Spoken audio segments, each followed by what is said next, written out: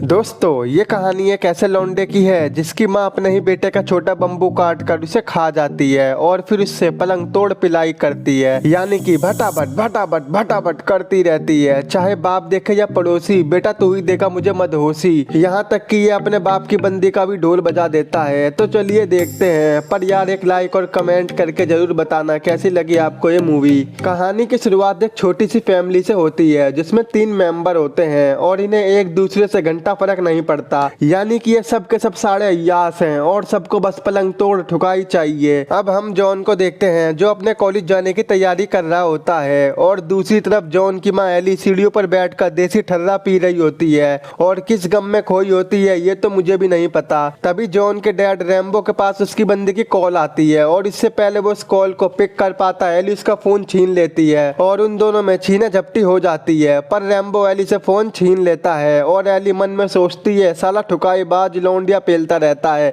और वो रैम्बो में खींच के रैपट मारती है। जॉन भी ये सब देख रहा था लेकिन उसे इन सब से घंटा फर्क नहीं पड़ता। वहीं रैम्बो जल्दी से अपनी बंदी की दुकान पर पहुंच जाता है जिसे वो अक्सर पेलता रहता है। रात को रैम्बो अपनी बंदी के साथ डिनर करने जाता है, पर उसी रात जब जॉन कॉलेज से घर आ रहा था तो वो भी अपने बाप को आस्कीबाजी करते हुए देख लेता है जिसकी आंखें फटी की फटी रह जाती हैं। अब अपने बाप का पीछा करते करते ये उनके घर पहुंच जाता है जहां वो दबा दबा के भटाभट भटाभट भटाभट कर रहा होता है। वहीं सड़क के दूसरे किनारे पर खड़े होकर जॉन की माँ भी खुल्लम खुल्ला भटाभट भटाभट देख रही थी। दरअसल उसे भी रैम्बो का अफेयर के बारे में पता था और इसी वजह से डेली उनके घर में झगड़े होते रहते थे। इसीलिए अपना बदला लेने के लिए जॉन की माँ उस लड़की के घर जाकर उसका कांच तोड़ देती है और कहती है मेरे पति को पेलेगी ना, झेल पाएगी ना पेल पाएगी, ऐसा कर दूंगी। अपनी सौतन का ये रूप देखकर उसकी फटके 64 हो जाती है। वहीं रात में जॉन वो सब देखने के बाद सो नहीं पा रहा था, उसे बस ठुकाई ठुकाई नजर आ रही थी, इसीलिए वो अपना बकोटा नचाने लगता है। लेकिन तभी एली उसे ऐसा करते हुए देख लेती है और उसे और गुस्सा आने लगता है। वो सोचती है वहाँ बाप माँ को छोड़कर बंदी पेले, यहाँ ये झोपड़ी का मुट्ठी पेले। तो वो गुस्से में रामपुरी चाकू उठाकर अपने पति रैम्बो के रूम में जाती है और उसका बकोटा काटने ही वाली होती है कि तभी रैम्बो की नींद खुल जाती है। ओहो तू मेरा बकोटा काटेगी, चल पर रेगू। लेकिन एली रैम्बो के बकोटे को काटने की बहुत कोशिश करती है पर वो काट नहीं पाती। तो वो गुस्से में जॉन के कमरे में जाती है और उसका बकोटा काट देती है। अब अपने बेटे की चीख सुनकर रैम्बो की फट जाती है। वो सोचता है कहीं एली ने जॉन का बकोटा तो नहीं काट दिया। वो तुरंत जॉन के रूम में आता है जहां वो देखता है कि सच में जॉन का बकोटा गायब है और वो दर्द से चिल्ला रहा होता है। वहीं हम एली को देखते हैं जिसकी नाक से रेहट निकल रही होती है और जॉन का बकोटा उसके सीधे हाथ में होता है। ये देख रैम्बो कहता है साली तू तो बकोटा ही काट गई, चल झोपड़ी के ला जल्दी से जॉन का बकोटा दे ताकि मैं जल्दी से इसे चिपका सकूं, यानी कि इसकी सर्जरी करा सकूं। पर एली उसे देने की बजाय उसे खा जाती है। ये देखकर रैम्बो का पिछवाड़ा खुला का खुला रह जाता है। अरे दादा यूं तो बकोटा ही खा गई।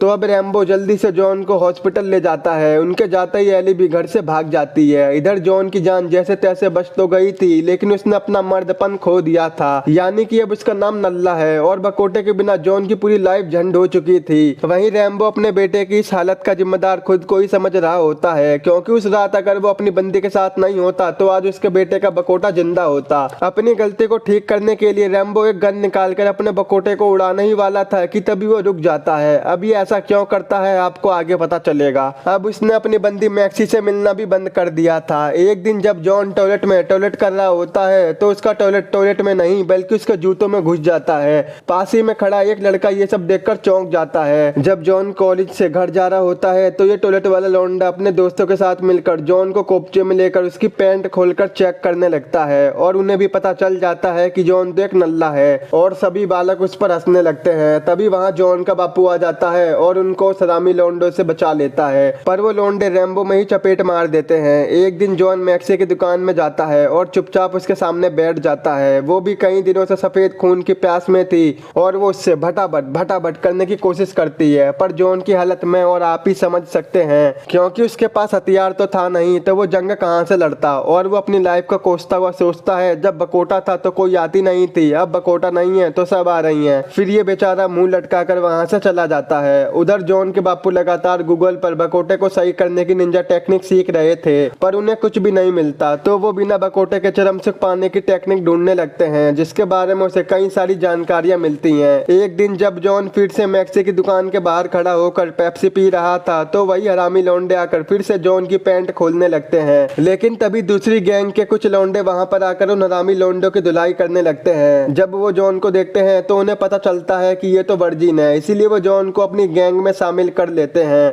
और अब वो उसे सिगरेट पीना सिखाते हैं। तभी उनमें से एक लौंडे की नजर मैक्सी पर जाती है और फिर सभी लौंडे मिलकर बारी बारी करके मैक्सी से मजे लेते हैं। और अब आखिरी में जॉन अंदर जाता है तो उसके पास तो कुछ करने के लिए था ही नहीं, इसीलिए वो ऐसे ही ऊपर ऊपर से कर देता है जिससे बाहर खड़े लड़कों को उसकी सच्चाई के बारे में पता ना चल सके। कुछ देर बाद पुलिस उन सभी लौंडों को और जॉन को पुलिस थाने में ले आती है। तभी वहां जॉन के फादर आकर पुलिस को बताते हैं कि जॉन तो नल्ला है, तो ये कैसे किसी लड़की को पेल सकता है। लेकिन पुलिस को उसकी बातों पर यकीन नहीं होता, तो फिर रैम्बो जॉन की पैंट खोलने लगता है। ये देख जॉन का दिमाग घूम जाता है और वो वहीं पर अपने बाप को मारने लगता है। ये देखकर पुलिस वाले जबरदस्ती जॉन को चेक करते हैं और उन्हें भी पता चल जाता है कि हाँ, जॉन तो सच में नल्ला है। वहां पर मौजूद सभी लड़के ये देख जोर जोर से हंसने लगते हैं। अब कुछ दिनों के लिए जॉन को जेल में बंद कर दिया जाता है। रैम्बो एक बार फिर अपना रिवॉल्वर निकालता है और फिर से खुद को मारने वाला होता है, लेकिन आज भी वो बंदूक नहीं चला पाता और जोर जोर से रोने लगता है। फिर वो दोबारा अपना लैपटॉप खोलता है और फिर से बिना बकोटे के चरम सुख लेने की जानकारी लेता है, जहां पर इसे पता चलता है कि किसी को याद करते समय अगर बॉडी पर स्टोन रगड़ा जाए तो उस केस में चरम सुख की प्राप्ति हो जाती है। तो रैम्बो सबसे पहले खुद पे आजमा के देखता है और उसे चरम सुख की प्राप्ति हो जाती है। भाई आप लोग मत करना, दूरी रहना ऐसी चीजों से, ये सब शायद फेक है। अगले दिन जेल में जाकर रैम्बो इस तरकीब के बारे में जॉन को बताता है, लेकिन उसे विश्वास नहीं होता। रात में जब जॉन मैसी को याद करके अपने हाथों पर पत्थर रगड़ता है तो उसे भी चरम सुख की प्राप्ति हो जाती है। जेल से निकलने के बाद जॉन मैसी के घर जाकर उससे माफी मांगता है, लेकिन मैसी गुस्से में उसकी पीठ में चाकू घुसेड़ देती है। फिर इसके बाद ये दोनों भटाभट करते हैं। अगले दिन मैसी उसी लड़के के आने का वेट करती है जिसने सबसे पहले मैसी के साथ जबरदस्ती की थी। उस लड़के के बाहर आते ही मैसी उसे अपने पीछे पीछे अपने घर पर ले जाती है और उसे खूब दारूबाजी करवाती है और मौका मिलते ही मैसी उस लौंडे का बकोटा काट देती है। इससे पहले वो लौंडा अपना बकोटा बचा पाता, जॉन उसे उठाकर वहां से भाग जाता है। वो लड़का भी जॉन के पीछे भागता है और छीना झपटी में जॉन उस लौंडे का बकोटा रोड पर फेंक देता है, जिस पर एक ट्रक चढ़ जाता है और उसके बकोटे की चटनी बन जाती है। इधर रैम्बो से अपने बेटे की हालत देखी नहीं जा रही थी और अब उसे एक आइडिया आता है। वो सोचता है मेरी तो अब उम्र हो गई है, लेकिन जॉन को तो अभी लंबी पारी खेलनी है, इसीलिए एक दिन वो जॉन को हॉस्पिटल ले जाता है और अपना बकोटा जॉन को दान में दे देता है, यानी कि उसकी सर्जरी करा देता है। अब जॉन अपने बकोटे की टेस्टिंग करने मैसी के पास जाता है, पर मैसी की सारी नाकाम कोशिशों के बाद भी जॉन का बकोटा सलामी नहीं देता।